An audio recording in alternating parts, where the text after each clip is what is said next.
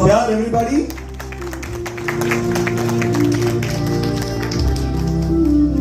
Sir ऐसा हो नहीं सकता कि आप यहाँ पे उपस्थित हो और आपसे कुछ आग्रह नहीं किया जाता कि कुछ कहें। सर मैं ये जानता हूँ कि हमेशा बहुत सारे इनविटेशंस आपको मिलते रहते हैं। सर अमृता आपसे बहुत सारी बातें करेगी। She has already taken interview, she is very very smart. I was supposed to do that interview, बोले no no no Randeep you stay, मैं करने वाली जो इंटरव्यू है। बट बिफोर दैट सर, किस प्रकार से आप देख रहे हैं एक ऐसा इवेंट जो इंटरनेशनलाइज्ड इवेंट है, ग्लोबलाइज्ड इवेंट है। जनरली जब इसका हम लोग बीड़ा उठाते हैं तो हम लोग कोशिश करते हैं हम लोग हैदराबाद रामोजी फिल्म सिटी जाएं, या हम लोग नोवोटेल मुंबई जाएं, या ताज कोलकाता जाएं। आज हम लोग बिहार के इस सुंदर से शहर पटना में हैं और ईस्ट सेंट्रिक इवेंट कर रहे हैं, बिहार सेंट्रीफ्यूग्ड इवेंट कर रहे हैं कि हमारे जो बिहार के और भोजपुर के एरिया के लोग हैं इनको हम लोग को मंच दे सके। सर इस पर आप क्या कहना चाहेंगे सर प्लीज?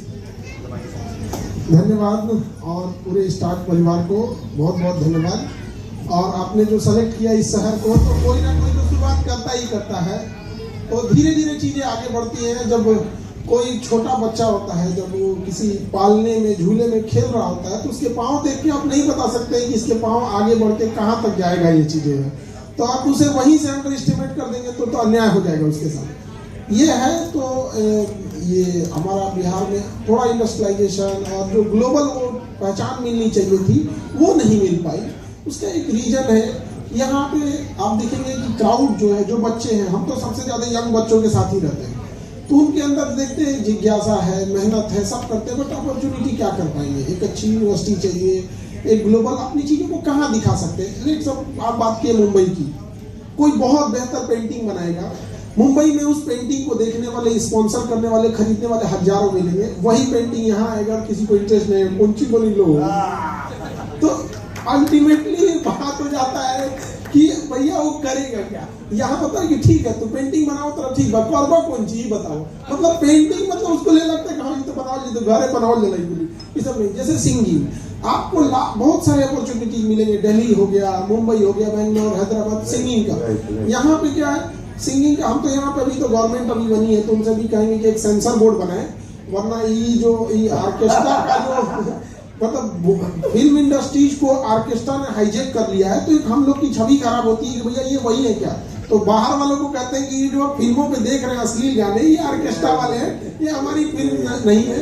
हमारे यहाँ शारदा सिन्हा भी है, हमारे यहाँ एक से एक चीज है। तो होता क्या है कि आप उस चीज को कितना तवज्जो दे रहे हैं, तो ये होता है। तो वही तो हो गया, मान के चलिए आप पंजाबी मोहल्ले में जाके सैलून खोल लेंगे तो फिर तो क्या ही चले जाओ, सबका अपना अपना फील्ड होता है। लेकिन सर अब इसकी शुरुआत हो चुकी है, शखनाक हो गया, इसका बिल्कुल बच चुका है। और सर आप जैसे लोग are at the forefront, the reason I say it is because with utmost sincerity, क्योंकि जब हम लोग बिहार में आते हैं या फिर हमारे जैसे बहुत सारे अवार्ड्स बिहार में आने वाले समय में जरूर आएंगे, वो एक छवि की तलाश में होते हैं कि किनके साथ एसोसिएट करें कि ये एसोसिएशन सही तरीके से उन सब तक पहुंचे जिन तक हम पहुंचना चाहते हैं।